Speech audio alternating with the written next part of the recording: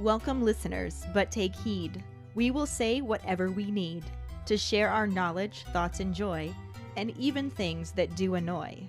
So join us now, but be aware, we have a tendency to swear. We'll dial it back a little bit. But frankly, we don't give a shit. Welcome to Just Keep Rolling, a Harry Potter book movie compare and contrast podcast. I'm Ellen, my co-host is Keighty, and this is our 100th episode. Whoa! If I'm being honest, I didn't think we would make it this far. It is a damn near miracle. But here we are. Yep. And let's just keep rolling for the 100th time into the rolling rehash. Last week we covered the second half of chapter 27, Padfoot Returns, and the barely corresponding film scenes. Lighthearted casual talks are definitely not the specialty of Bartemius Crouch, nor his personal space. Buying socks for Dobby was the second best reason to take a trip to Hogsmeade. Harry and his dogfather finally reunited, melting all hearts in the vicinity. Ron and Hermione continue to squabble about house elves. Crouch's son really could have used a proper father figure in his life. And, if Dumbledore speaks in cross-stitch, Sirius speaks in motivational poster. During episode 99, fishy. Our Potter Pondering was, what do you think about the movie's edition of the tongue flick clue? Hi, Ellen, Keighty. This is Ashley calling in about the Potter Pondering. And I'm going to have to say that I do not agree with y'all. I do not like the facial twitch. It is unnecessary because they use that to replace the actual truth of the story that we have written down in a book. Doesn't make sense to me. And maybe if I hadn't read these books and I was going in as just, I want to watch this movie, yes, that would have been, maybe brought it full circle for me. Like, oh, okay, I'm making the connections. I'm figuring this out. I'm guessing he's not who he says he is. He might be someone else, probably this guy. But in the book, they did not solve the mystery because Mad-Eye was walking around Hogwarts with a facial twitch. They are downplaying Barty Crouch Jr.'s ability to play Mad-Eye flawlessly, that he's just walking around here licking his lips like LL Cool J randomly. I think somebody would have caught on that, yo, what's wrong with Mad-Eye? I think he's glitching. That's not how they solved the mystery. It just kind of pisses me off that we got a facial twitch to replace freaking Barty Crouch Sr. stumbling out of the Forbidden Forest, walking up on Harry and Crumb's conversation about where Hermione's heart lies. Looking all crazy and psycho because he's whacked out of it from the you-know-what curse from you-know-who. But no, we didn't get none of that, which would have been an awesome scene. You know what we got a facial twitch.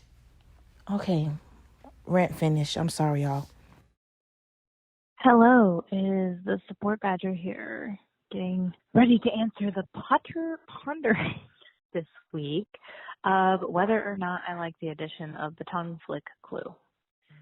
And what I have to say to that is I hate it because it gives away too much. It's treating the audience like they're stupid.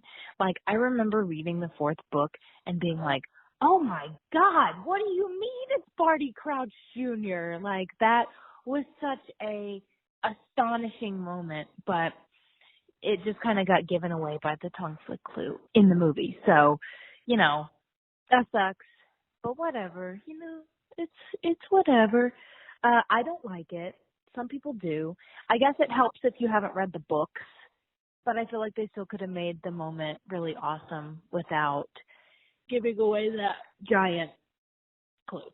So that's all I have to say. Hey guys, Mike calling in for the Potter Ponder response. I gotta say, as far as the movie goes, I'm not sure if it gives too much away. I think it's probably a good addition in terms of, it would really come out of left field about, the later surprise if the tongue flick wasn't there.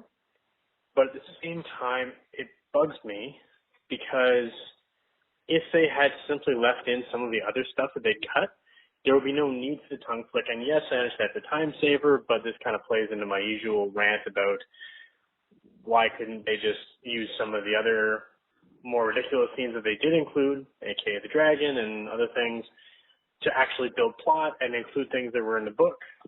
How hard is it to go from the book? It's basically a script right there. Anyway, I'm going to start ranting in a sec. So my opinion is, like the tongue flick clue, hate that it's necessary because they're done. Anyway, bye.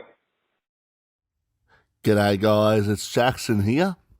So, for the pot of pondering about the tongue flick, for the movie it makes sense for the way they did the trial scene, but I personally don't like it. It's just not something that I think should have really been added. Makes no sense, really.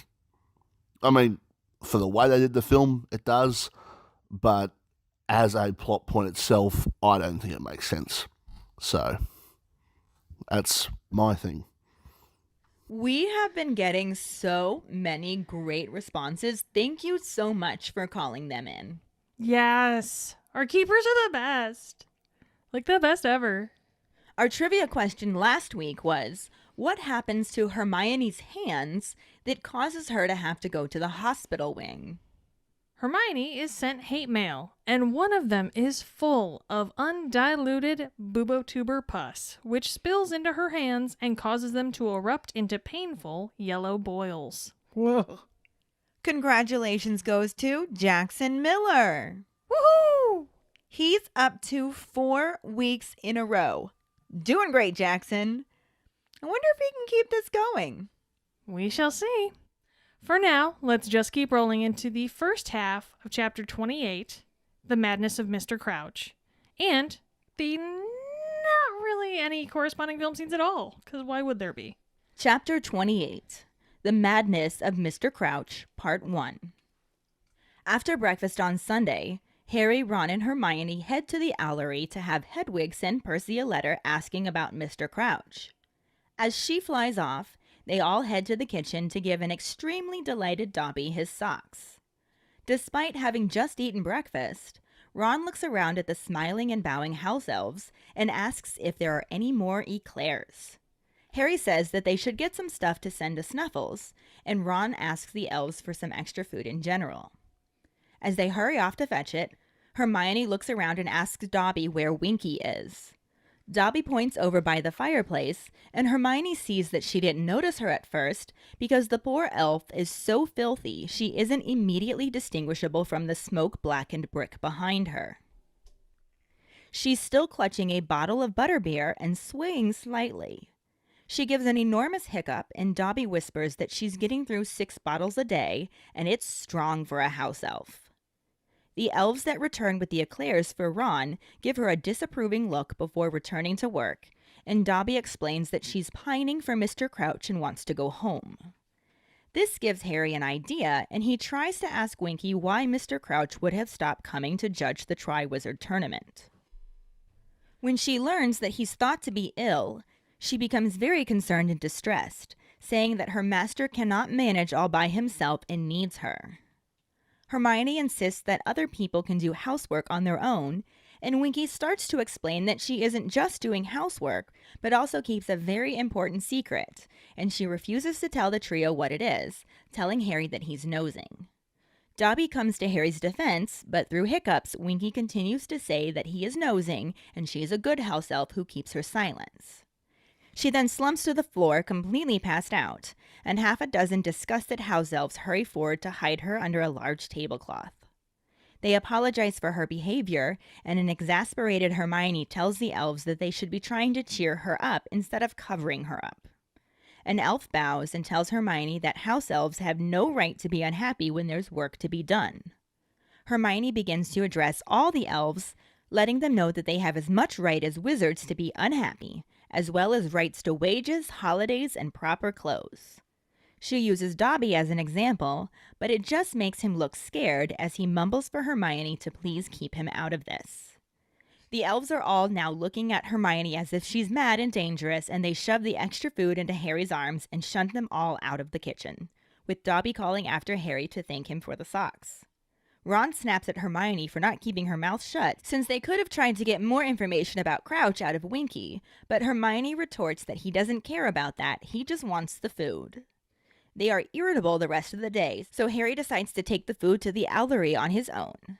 He watches as Pigwidgeon and 2 other owls fly off, looking extremely odd, carrying the large package of food between them. And he looks over the grounds where Hagrid is enthusiastically digging in the dirt around his cabin. Madame Maxime approaches Hagrid and attempts to speak to him, but he doesn't really engage in conversation and she leaves. By breakfast the next day, Ron and Hermione are in better moods.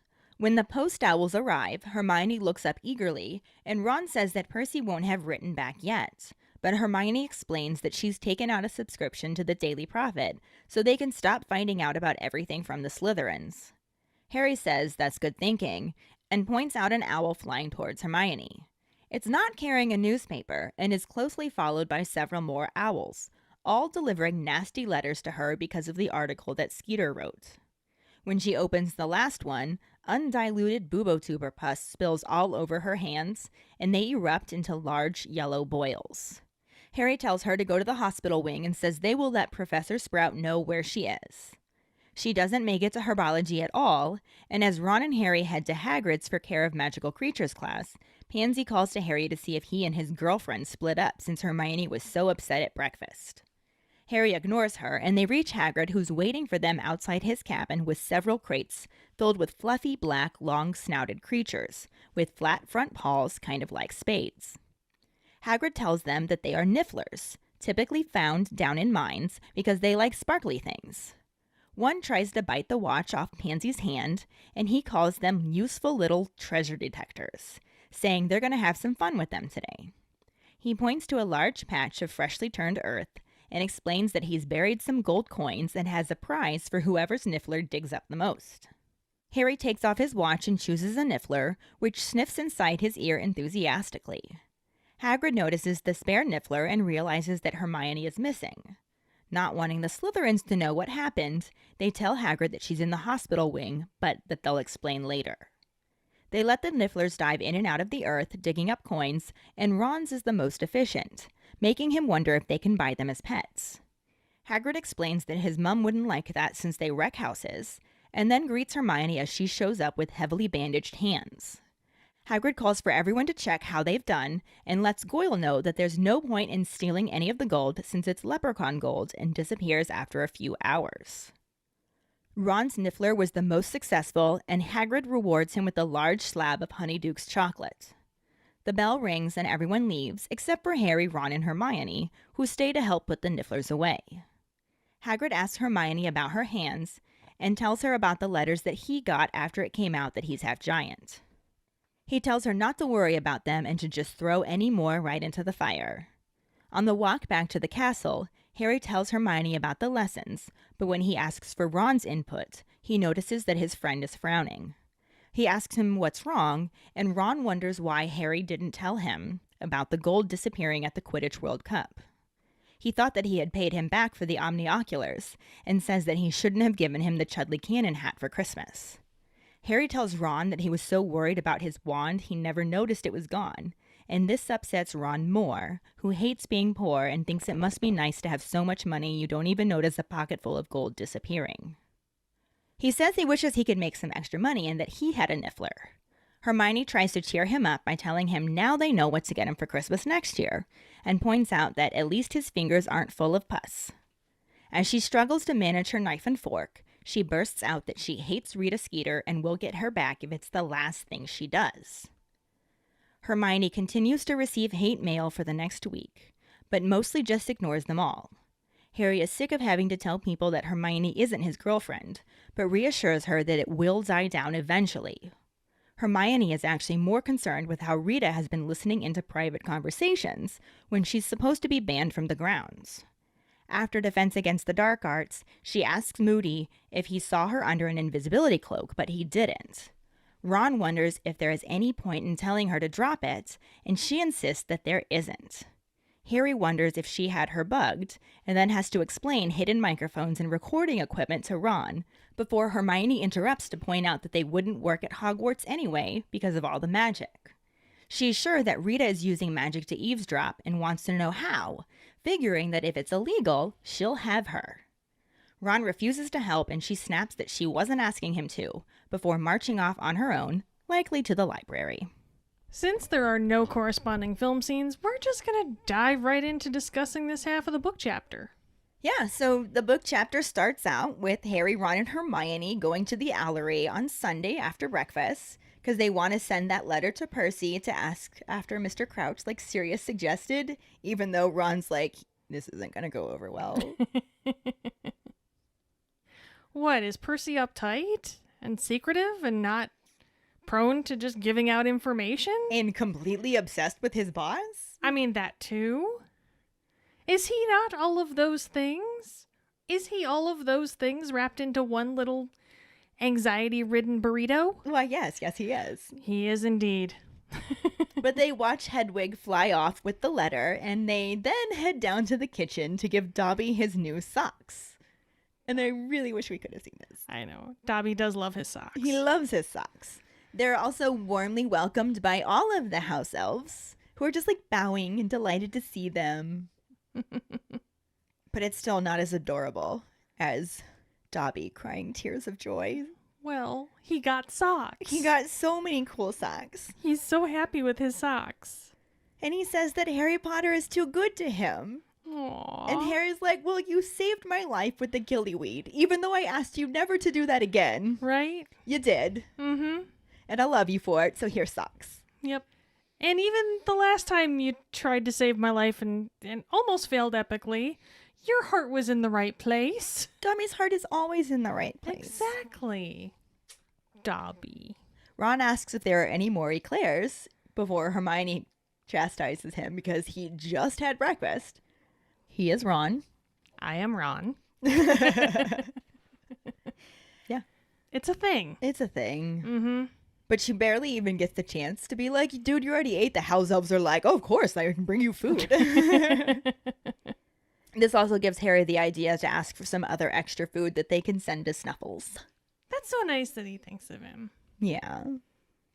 So Ron asks the elves if they can get any other extra food, and they just like delightedly bow and rush off to get food.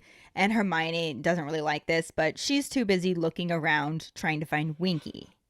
Yeah, where is Winky?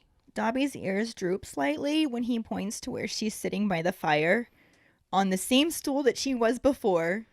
So filthy, she just completely blends in with the soot-covered brick behind her. Ew, baby needs some self-care. Poor Winky. Mm-hmm. She's holding a bottle of butterbeer, Sure. hiccuping and swaying in her seat. And Dobby says that she's going through 6 bottles a day now. What a lush. Well, Harry's just like, but that stuff's not strong, is it? And Dobby's like, 'tis strong for a house elf. Which, fun story, was one of our trivia questions in the Jeopardy round for the trivia that we led. It was. The answer was, 'tis strong to a house elf. And everybody had to say, what is butterbeer? Yep. Fun times. Fun times. We tried to record that for you and I fucked up recording it. So sorry you don't get to hear it. At some point, we'll just record all of the questions and release it as a bonus episode. Big good times. But anyway, some of the other elves are frowning at her behavior, and then they go back to work and just ignore her. And Dobby explains that she's pining to go back to Mr. Crouch, and she refuses to admit that Dumbledore is her master now. Winky has no master. Oh, wait, that makes her sad, though. That doesn't work for Winky. No, but Dumbledore is her master. Yeah. So. I know, it's just the parallels between Winky and Dobby are Yeah. just it's so interesting to me. But all of this talk about Winky missing Mr. Crouch gives Harry an idea, and he goes over to her and wants to know if she has any idea what he's been up to these days, because he stopped coming to judge the Quad Wizard tournament. This is very concerning to Winky, who's like, he's not coming? And then she becomes overwrought when she realizes that her former master / mentally still her real master could be ill. And she says that he is needing his Winky. And I'm not saying that to be funny. That's literally how it's worded in the book. I want to know how J.K. Rowling kept a straight face while writing some of this stuff. Maybe I need to know if Winky is also a dick term in British speak. I mean, it just sounds so dirty, whether or not it's a dick term, though. Master is needing his Winky. Master is needing his Winky. He's needing his Winky. It does mean dick in the UK. It's a child's word for penis, so yes, it's Okay, even then. worse. I mean, I'm saying. Maybe she liked to bury things in there like that. What? Are you implying that that's how she got a whole generation of adults into her books as well, by just peppering in Dick jokes? dick jokes? It's entirely possible. I mean, it worked for me, so... Here we are talking Yeah. about needing a Winky, so... Anyway. But anyway, Hermione tells the anxious elf that plenty of people can do their own housework. And Winky's like, I did more than housework. I had to keep a really important secret. And Harry's like, oh, what is this secret? Seriously, what was the secret? Are we ever going to find out? Well, no, because Winky keeps her silence. And she refuses to tell Harry, and she tells him that he is nosing. You is nosing, you is nosing. You was nosing in the Winky. You is nosing into Winky. Oh dear. Anywho, Dobby defends Harry, but Winky's insisting that he is nosing. I mean, he is. He's totally nosing. He is definitely nosing. It's totally his second greatest superpower, so... It really is. He's a meddler. He's a noser. He's a noser. He's a nosing meddler. He's a nosy meddler. He's a meddling noser. You knows it. Anywho, Winky continues to say that she's a good house elf. She keeps her silence. And then she passes out and falls to the floor. And all the other house elves are like, we're so sorry you had to see that. And they just cover her with a checked tablecloth. And they're like, so sorry, so sorry. Please do not judge all of us house elves by her. I'm not saying I have some friends like that. That fall off chairs or Sure. that judge people based on everyone else? Oh no, that fall off chairs. Well, there's that. I mean, I have ones that judge people too, but no, I've got the friends that are like really sloppy drunks. Yeah. I think we all do. Yeah. I think we probably might have the same ones, Yeah. actually. But this just makes Hermione be like, what do you mean you're apologizing for her? You should be helping her, trying to cheer her up, not covering her up. She's just unhappy. And they're like, begging your pardon, miss, but house elves don't have any right to be unhappy when there's work to be done. Oh, this just screams psychological issues. Yeah. It really does. This is an episode in itself. We've talked about it before. We really need to do this Yeah. episode. Definitely. But Hermione is so exasperated by this that she's like, soapbox.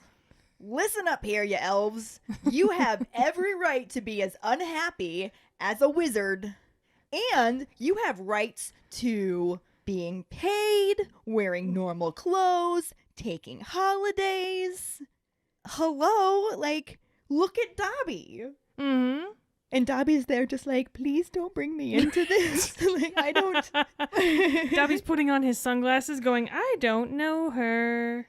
Dobby is not knowing her. Trying to like magically disappear into the shadows. Yep. No, don't bring me up, please. This is your fight, lady. Like, I want nothing to do with this. mm-hmm. But the elves are also now all looking at Hermione like she's absolutely insane and completely dangerous. And they just shove the extra food that they brought into Harry's arms and are like, get the fuck out. Except I imagine that in higher pitched, adorable voices.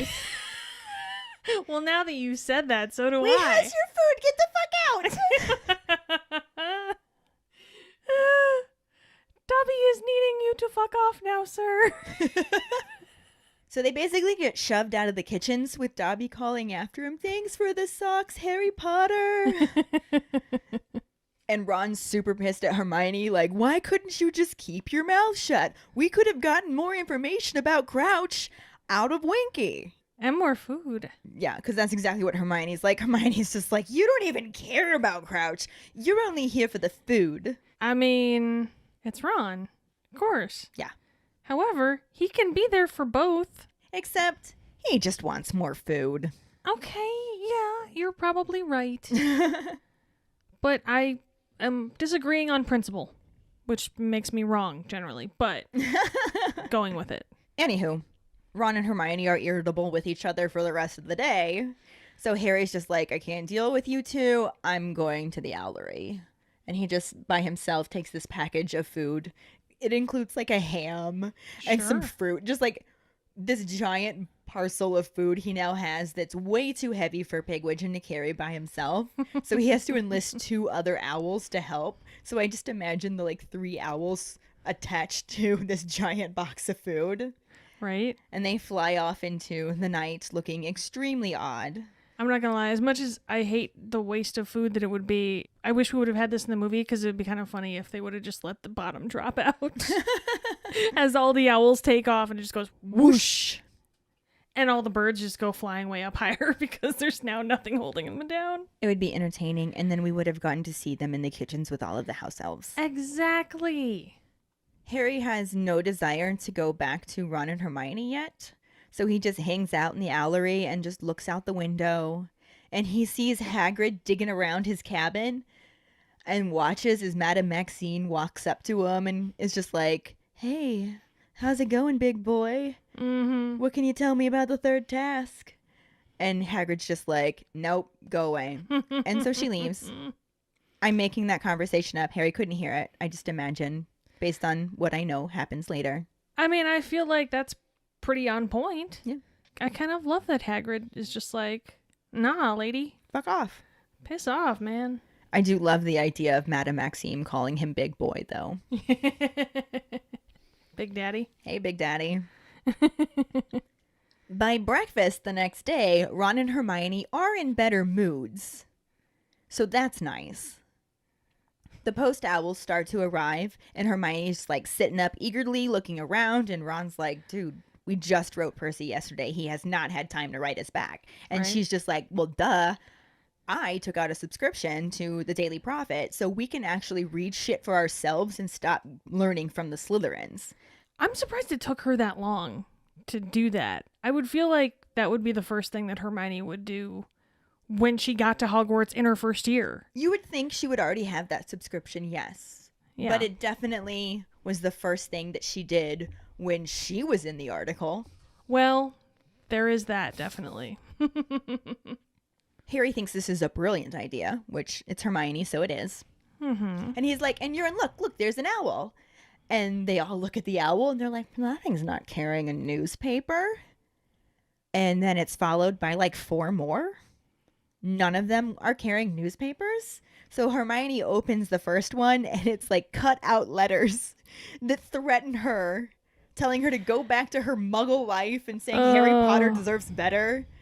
And then she opens the 4th one and undiluted bubotuber pus spills all over her hands. That's not only gross, that's dangerous. It's so shitty because her hands end up erupting into these painful yellow boils. Which was our trivia question.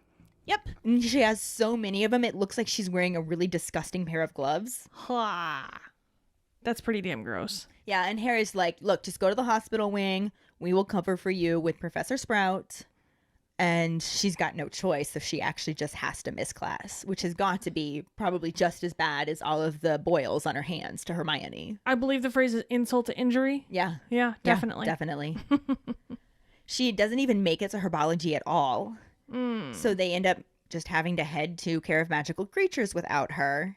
And along the way, Pansy, being Pansy, is like, what's wrong with your girlfriend? She was so upset at breakfast. Did you two split up? Pansy, would you mind just turning around and walking forever? Do me a favor and pull your bottom lip over your head and swallow. Mm-hmm. Yeah, that's what she can do. Why don't you take a long walk off a short pier? Harry wisely decides to ignore her. Probably the right call. And they reach Hagrid, who's waiting for them outside his cabin, and he just has all of these crates. And Harry's just like, fuck, more Scroots. But it turns out they're filled with these black, fluffy, long-snouted creatures that have spade-like front paws. And Hagrid tells them that they're nifflers. And I can't even begin to tell you how mad I am that I did not get to see a niffler. Mm-hmm. I am very grateful that Fantastic Beasts rectified that for us. I was just thinking that, but it would have been so nice to have a precursor introduction to them. Because the nifflers are fucking adorable. That is my favorite thing of the Fantastic Beasts series. Really? Is that fucking niffler. I love him. I need a stuffed niffler at some point. Mine is Bowtruckles. Bowtruckles are pretty great too. I love the Bowtruckles. But I love the niffler. He's just so... He reminds me of a cat in a lot of ways. Well, yeah, I can see how it would. Because it's especially the way that when he had the giant gold brick and he was shoving it down into his little pouch and just making eye contact the whole time. Right. It reminds me of a way like you tell a cat not to do something and it stares at you as it does it anyway. Yeah. Don't knock that over. For me, it was my life. Jack, don't do it. And he just dead eye stare at you. Seriously, he'd look you right in the eye and just knock. I literally had to buy an entire new set of glasses because of that cat. I still have a back stock of glasses, even though I don't have him anymore. But we actually just got a new cat. I shared a picture of him on our Instagram and Facebook, who looks nearly identical to Jack. And I named him Professor Albus Percival Wulfric Brian Dumbledore, Order of Merlin, First Class, Headmaster of Hogwarts School of Witchcraft and Wizardry, Supreme Mugwump of the International Confederation of Wizards, and Chief Warlock of the Wizengamot. But we just call him Al or Albus, and lately he's been Albie Boy. That's probably the right call. But there's something so fun about saying his full name and then being like, or Al. Al for short. But back on topic, nifflers. One of them tries to bite the watch off Pansy's hand, and I kind of wish that he just took the whole hand with it, but Right? I digress. Hagrid calls them useful little treasure detectors To say the least. and says that they're going to have some fun with them today. And it turns out that that dirt he was digging around in, he buried a whole bunch of gold coins. Mm-hmm. And each kid in the class gets to pick a niffler, and the nifflers are going to go dig up coins, and whoever gets the most gets a prize. That'd be an awesome ass lesson. I love it. I think that's brilliant. I think Hagrid's an amazing teacher, and he gets a bad rap. Mm-hmm. Definitely. And how stoked must Harry be to see himself in animal form right there in front of him? I get it. He definitely seems to have a kindred spirit understanding of them, because the first thing he does is take off his watch. And then he chooses a niffler. Probably the right call. The niffler sticks his nose inside Harry's ear and just snuffles around. And Harry's like, oh, they're really quite cuddly. They're enthusiastic little creatures. I want a niffler. I am a niffler. I'm not. Harry is. Well, he is. It's true. Facts. Hagrid notices the spare niffler and realizes that Hermione's not there. It's like, where is she? And Harry and Ron are both like, she's in the hospital wing, but we'll tell you why later, because they don't want the Slytherins to know how much that stupid article actually caused problems. Yeah. Fake it till you make it. Right? That whole thing. Yep. So they let the nifflers dive in and out of the dirt and collect all of the coins. And Ron's is particularly efficient. And he just has this lap full of coins and it's just like, can I get one of these? And he wants it to actually find money for him, whereas I just think they're adorable and want to snuggle one. Again, I'm Ron. Find me money. Yes. Get me money. I'd like let it loose on my couch cushions. Like, seek out all my change, Niffler. Right? You know what? I have a set of car keys that I've been missing for like 6 months. I would totally set it to find my car keys. Oh, yeah. Definitely. Although, as Hagrid points out, it would also destroy your house. You know what? Trying to find anything shiny and sparkly it can. Have you seen my house? I don't think anyone would notice. The conversation shifts a little bit because at this point Hermione shows up and her hands are just like heavily bandaged. Aw. You'd think it would actually have been better for her to go to herbology because Sprout would have known maybe what to do about the boobaturber. I'm sure she would have known, but she would have just sent her to the that's nurse true. anyway. That's true. Never mind. This is better. Yeah, I've had to have it before where I've just had like part of my hand in a big bandage, and it's been impossible to do anything without just looking like a moron. Yeah. So imagine both hands all bandaged up like that. That would suck so It bad. sounds awful. And Hagrid is smart enough to not call attention to it. Mm-hmm. And he says hi to her, but then he immediately tells the rest of the class to count and see how many gold coins you have. And then he looks at Goyle and he's just like, and don't bother stealing any. It's leprechaun gold. It's going to disappear soon anyway. And Goyle, like, sadly empties his pockets because he was totally trying to steal the gold. Well, of course. Wait, leprechaun gold disappears? Apparently. Oh. But it turns out that Ron's Niffler was, in fact, the most successful, and Hagrid gives him a large chocolate bar from Honeydukes as his prize. Nice. And they name the Niffler Harry. Yes. The bell rings and everyone just leaves. Yeah, like you do. Except for Harry, Ron, and Hermione, who stay to help put the Nifflers away. And I imagine that was just Harry and Ron helping, and Hermione just had to watch, because what's she going to do with her bandaged hands? Very true.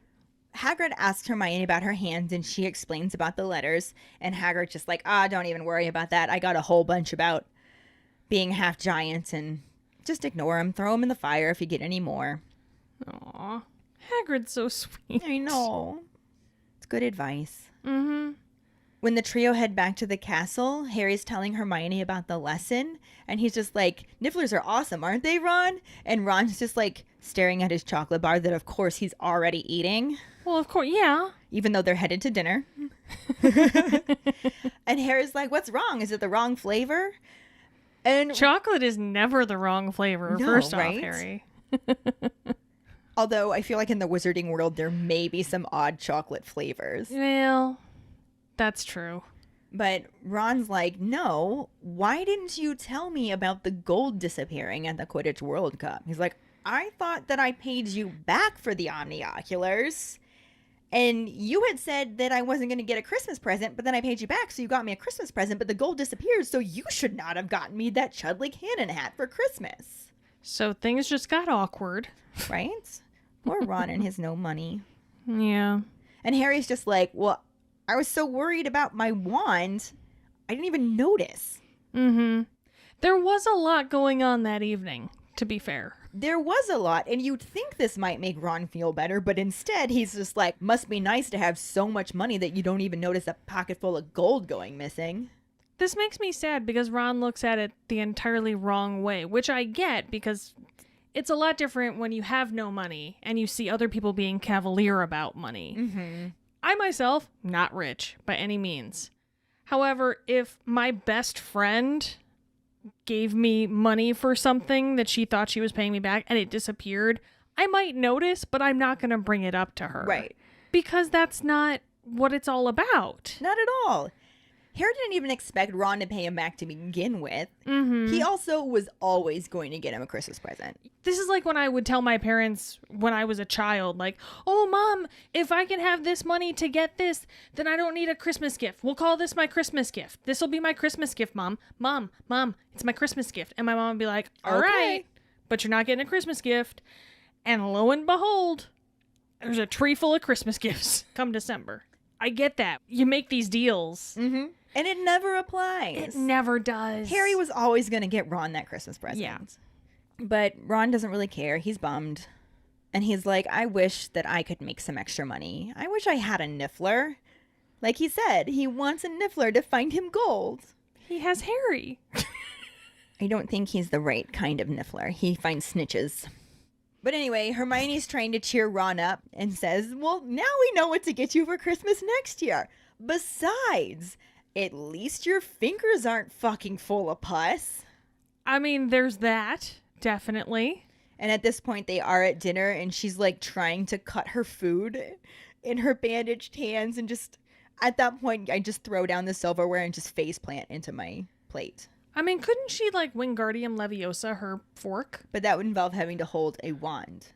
I still like the idea of her just face first into her plate. I think that's a hilarious mental image, but not the type of fodder you want to give the Slytherins. Just saying. No, but it's still my mental image. But she's struggling and is just like, I fucking hate Rita Garbage Skeeter. And I will get her back if it is the last thing that I do. And that's a dangerous phrase coming from Hermione because you know bitch will do it. And she does. We'll talk about that more later. Mm-hmm. She continues to receive hate mail for like the next week. So that's cool. But this time she mostly just ignores it. There's an occasional howler that she can't do anything about. They just sort of explode and she gets screamed at in front of everybody. That's fun that people take the time out of their day to yell at a 15-year-old. Is fun the word we should use for that? Not at all. Not at all. Unless you're using it in a sarcastic way like I was. Yes. Like, do you really not have anything better to do Get that you a need to... fucking life. Honest to God.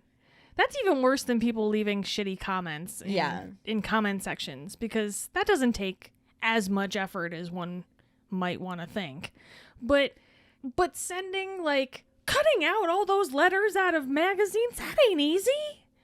Because you gotta find the right letters. Like I said, get a fucking life. Ugh. Harry's getting sick of having to tell people that Hermione is not my girlfriend. She was never my girlfriend. We're just friends. Stop. Fucking Rita Skeeter. Rita Garbage Skeeter. But he also is well aware that it's going to eventually die down and tries to reassure Hermione of that too. Although in truth, Hermione is actually just more concerned with about how Rita Garbage Skeeter has been listening in on conversations when she's supposed to be banned from the school grounds. Right? How does she know all this stuff? Right? Even with the Slytherins, like, feeding her info or something. They have to give it to her somehow. Yeah. And there's things in there that they couldn't possibly know either. So that's why you're just like, what's going on? This is interesting. And that's why Hermione's like, what's going on? I will solve this. Mm-hmm. And she asks Professor Moody after Defense Against the Dark Arts if he saw anybody, aka Rita Garbage Skeeter, under an invisibility cloak during this at the end of the second task. Mm-hmm. And he didn't, so scratch that off the list. Yeah.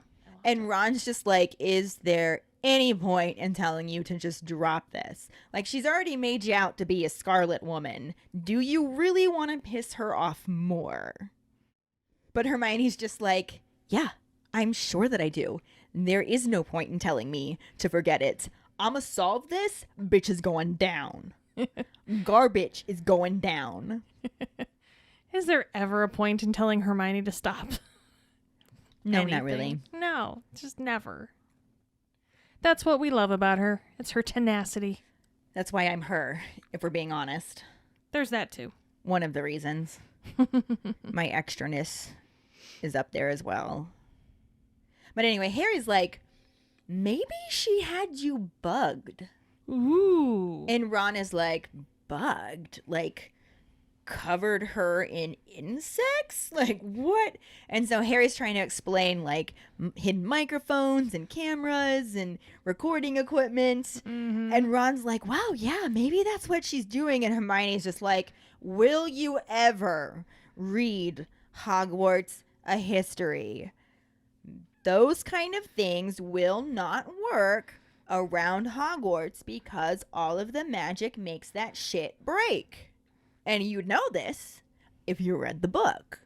But why would they bother to read it when they could just ask her? Fair enough. I mean, I'm sure that's exactly what they're thinking. why go to the library when Google's right at my fingertips? But Hermione is positive that Rita is using magic to eavesdrop. Mm-hmm. And she wants to know how, because if she's doing something illegal, garbage is going down. Yeah, Basically. for sure. And Ron refuses to help her do any of this research. And Hermione's just like, I wasn't fucking asking you to. So just leave me alone. Bye. Boy, bye. And she just marches off, probably to go to the library. I mean, I feel like he would really only just hinder her. Anyway. It's probably, yeah. Not on purpose, just... It's Ron. Yeah. Every time you say it's Ron, I just think you're saying, it's you. That's what I hear in my head. It's you. Ron and you. Synonymous. You, Hermione. Cernomener. Sure. Phenomena. Phenomena. Do do do do do. Do. Anywho. This is actually the end of this section. We're going to cut it off here. Sounds good. Considering there were no movie scenes. There really weren't. So that None. means there's no actors. No actors. No plot development. No Rita Skeeter. No anything. No Nifflers. No Nifflers. No Winky. No Winky. And Master is needing his Winky. Master is needing his Winky. And Harry's Wheezy is needing his Niffler. Exactly. So let's just roll right into our Potter Pondering. Sounds good to me. So obviously, I'm really upset about not getting to see any Nifflers in this film. What magical creatures do you really wish you could have seen that were left out of the movies? Or which ones were included, though differently than you imagined? Or for that matter, which ones were included but absolutely perfect? And as pondered by our patron Quincy, do house elves have the same emotional structure as humans? I mean, they obviously don't get mad over working for free, as Dobby was only really upset about the abuse, and most witches and wizards don't abuse their house elves. Yeah. Interesting thought. Mm-hmm. Find the post on our Facebook page and share your thoughts, or call us at 216-526-6792 and leave your response as a voicemail. Make sure you start off telling us your name and then go into your answer. And, as always, you could record it and email it to us as well at justkeeprolling@gmail.com. We really look forward to reading and hearing them. And this will bring us to our Sorting Hat story, which is from our newest patron, Ashley. Yay! She writes, I'm Ashley, no E, a witty 30-plus Ravenclaw. I'm also a healer/muggle nurse. My wand is pine wood with unicorn hair core, 10 3/4 inches with rigid flexibility. My Patronus is a Thestral, which I guess fits because I'm kind of spooky. I got into Harry Potter in 7th grade. My aunt was my physical science teacher for a short while and gave me the book because I've always been an avid reader, with her teaching me at 4 years old. She didn't even say much, just, I know you'll like this one. Little did she know I'd become obsessed. When I received Sorcerer's Stone, the 2nd and 3rd books were already out, and I quickly snatched them from the library and read through them in a few days.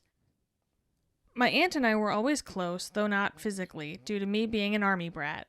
But Harry Potter held us tightly together over the phone and in between visits until she passed away in my sophomore year of high school. Then it was just the wizarding world holding me together. Every time I needed to escape reality, I found myself in the books, which have always helped to sate my depression. I've been at every midnight book release starting with Goblet of Fire with my mom and ending with Deathly Hallows with my newborn son. I even lost a job at my local movie theater for losing it on a coworker who spoiled Half-Blood Prince for me when I was reading it on my break. Looking back, I would have read it in the car, but I'm not taking back the choice words I gave that dude. I read the rest of the book just waiting for my favorite professor to be murdered. I've never had any true friends who also loved Harry Potter, so I get my fix from rereading and rewatching the films, and many Facebook groups which I found your podcast recommended in a comment. Now you guys and your keepers are my new Harry Potter buddies. Let's not talk about how long or how many responsibilities were neglected catching up on over 100 podcast episodes while reading the corresponding chapters in between. Let's just keep rolling. Love you guys and thanks for making this podcast. We love you too. Thanks so much for sharing your fantastic Sorting Hat story with us, Ashley. Yes, thank you. And we are so glad to have you as a keeper and a patron. Yay! And if any of you other keepers out there listening would like us to read your Sorting Hat story on a future episode, you can email it to us at justkeeprolling@gmail.com. Let us know your house, wand, Patronus, how you got into Harry Potter, and anything else you might want to share with us. Or you can message it to us over social media, which is how Ashley sent us hers. Mm-hmm. This week's trivia question is, What time does McGonagall tell Harry he has to go down to the Quidditch pitch to learn about the third task?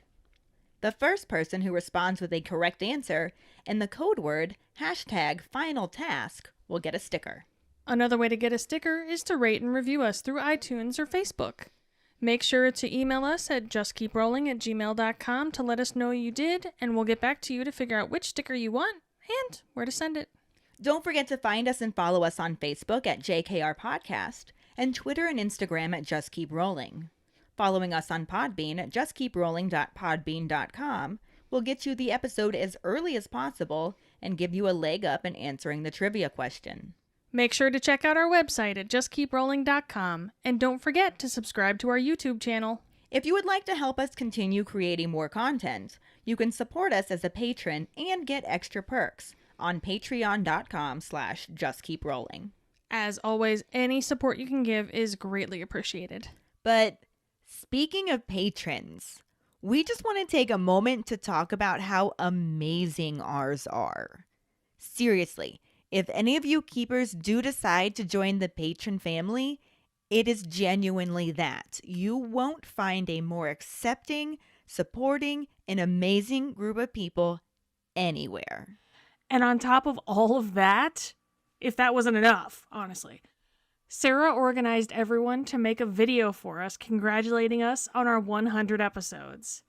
Everyone sent in their own video messages, and then at the end of it, we had some super awesome surprise messages from some actual Harry Potter actors. Actually, the whole thing was a surprise, and an incredible one at that. I totally cried. You did. Wuss. I'm actually getting a little choked up just thinking about it again because it was amazing.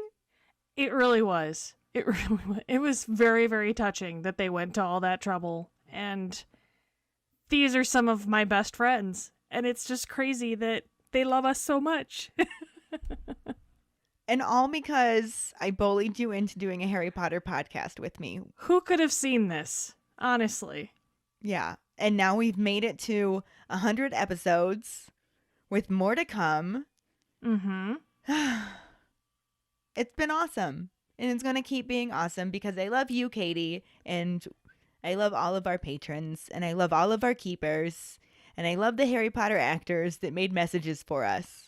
Oh my god, I love all those things too. But like the one about me is about you. I love you and our patrons and our listeners and our keepers and all the amazing actors that did amazing videos for us because they were amazing. Did I mention amazing? Because they were. They were amazing. And it was awesome. It was so cool. We are actually going to post the video on Facebook. So sometime on Friday, I will get that posted up there for you so you guys can watch the video yourself. You can see our awesome patrons, and you can see the Harry Potter actors that we got messages from because it was really freaking cool. It was so freaking cool. Honest to Merlin. So thank you so much for organizing that for us, Sarah. It was amazing. You are amazing. And to all of our patrons that sent in videos and helped, you guys are the best. You really are. We love you. Mwah. And we hope that all of our keepers enjoy watching it as well. Mm-hmm. I mean, how could they not? True story.